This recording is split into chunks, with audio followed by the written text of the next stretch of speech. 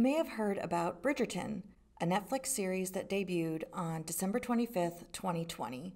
The series was adapted by Shonda Rhimes' production company based on a series of Regency-era historical romances by Julia Quinn. The Regency era was a real historical period set between 1811 and 1820, when King George III was unable to fulfill his duties as monarch, so his son, the Prince Regent, ruled in his stead. You may remember that there was a minor subplot in the Bridgerton series about King George III's health. Despite its roots in history, the hallmarks of the Regency-era romance novel were popularized by Georgette Heyer, who came up with her own vocabulary and customs that we see in contemporary Regency novels today. Heyer wrote 24 Regency novels between 1935 and 1972. Phrases such as the ton were popularized by her and are now mainstays in the genre. Despite her popularity then and now, Georgette Heyer was not without her critics. Many contemporary romance authors strive to make the genre more diverse and to leave some of its more prejudicial components behind. Today we're going to talk about 3 different Regency-era romance novels to read if you loved Bridgerton. Sarah MacLean opens her Bare Knuckle Bastards series with The Wicked and the Wallflower.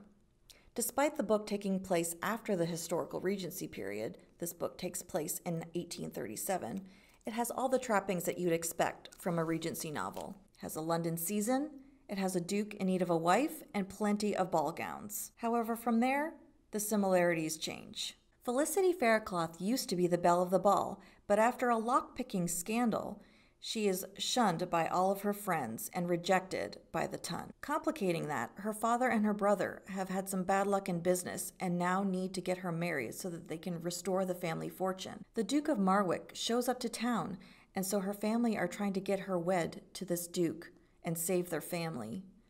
But that night at the ball, she meets a tall, dark, and handsome stranger. What she doesn't know is that the stranger is actually the duke's half-brother, who is set on revenge. The handsome stranger, who goes by the nickname Devil, is a smuggler in Covent Garden. He decides to use Felicity as a pawn to get back at his half-brother, who stole the dukedom from him and his other half-brother, who goes by the nickname Beast. His plan involves getting Felicity and the Duke engaged, and then he plans to ruin her right before the wedding, sending a clear signal to the Duke that he will not marry or have heirs. But instead, Devil's plan backfires a little bit because Felicity becomes enamored with him and his smuggling business and the place that he calls home. This book sets up a trilogy that involved the 3 half-brothers, Devil, Beast, and Ewan, who is the fake Duke of Marwick, have a score to settle with each other with different motivations. The last book, Ewan's book, was released last summer. Hi, I'm Julie, and today we'll be talking about While the Duke Was Sleeping by Sophie Jordan. In the book, we are introduced to Poppy Fairchurch, a flower shop associate who is infatuated with the Duke of Ottenbury, a frequent customer. That he sends flowers to several different ladies is of no consequence to Poppy. She is in love, and the fantasy she fosters in which he'll buy her flowers and propose marriage to her will surely come to pass. So when the Duke's life is in danger, who can blame her when she acts without a moment's thought to save his life? No one can blame her except for the Duke's estranged brother, Struan Mackenzie, who thinks Poppy wouldn't act so recklessly if she didn't care for his brother. So she lies and claims she's engaged to the Duke and insists on the lie when she meets his entire family while the Duke is comatose. Struan is on to her, though, and doesn't believe his brother so good-natured and progressive to have fallen for a shop girl, no matter how beautiful Struan may find her. Meanwhile, Poppy cannot stand the sight of Struan after their first encounter. As Poppy and he grow familiar, however, the attraction is difficult to ignore. Poppy is suddenly torn between loyally standing by the Duke and admitting to herself that Struan's feelings for her might just be mutual. And what will happen if the Duke awakens and she's yet to confess to the lie? All will be made clear in While the Duke Was Sleeping by Sophie Jordan. This book is the first of 7 books in the Rogues Files series.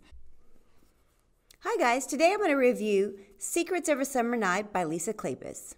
So, what's a girl to do when she's got to marry somebody to save her family from ruin? She has to come up with a plan. Annabelle Payton, the heroine in this story, is a beautiful and lively lady. She must figure out how to catch the attention of a peer without a dowry and to save her family.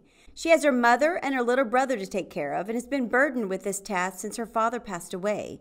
They have tried to make do and try to disguise their declining funds, but those are running out, and so is her time to find a husband.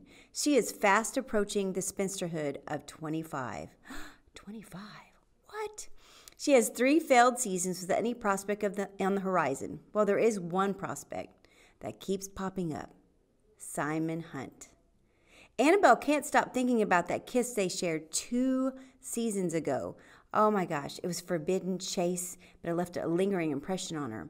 Simon Hunt is not a peer. He doesn't have the social status she needs, but he's definitely rich, powerful, and he doesn't give 2 cents about Annabelle not having a diary. And can we say devastatingly handsome, ladies? Woo, swoon. But he's not even an option for Annabelle because, again, I said he's not a peer and he doesn't have the social status that she's accustomed to. So while Annabelle is left to try to get noticed to find a husband, she soon realizes that she's become a wallflower. A wallflower is not good. She needs some attention so she can get a husband. But she starts to notice that she's got some friends. She meets 3 young ladies. 2 of them are sisters, Lillian and Daisy. They must find a sponsor so they can be promoted into a social status in the season, and Evangeline. So they decide they're going to make a pact and they're going to find a husband for each one of them. Well, who's number 1 on the list? Annabelle. So it's happy hunting, wallflowers. There they go, looking for a husband. But you know what? Little did they know that somebody stood in their way. Remember that handsome, devastating rogue, Simon Hunt? Well, little did they know that he has made a plan to make Annabelle his, even if she has to be his mistress. Scandalous. Oh. Well, the story is filled with fun, friendship, humor, and love. You won't want to put it down. Read all about Annabelle's story in Lisa Kleypas' Secrets of a Summer Night. This is book 1 in the Wallflower series. I think there's 4.5 books. The half book is probably a novella. Thanks for watching.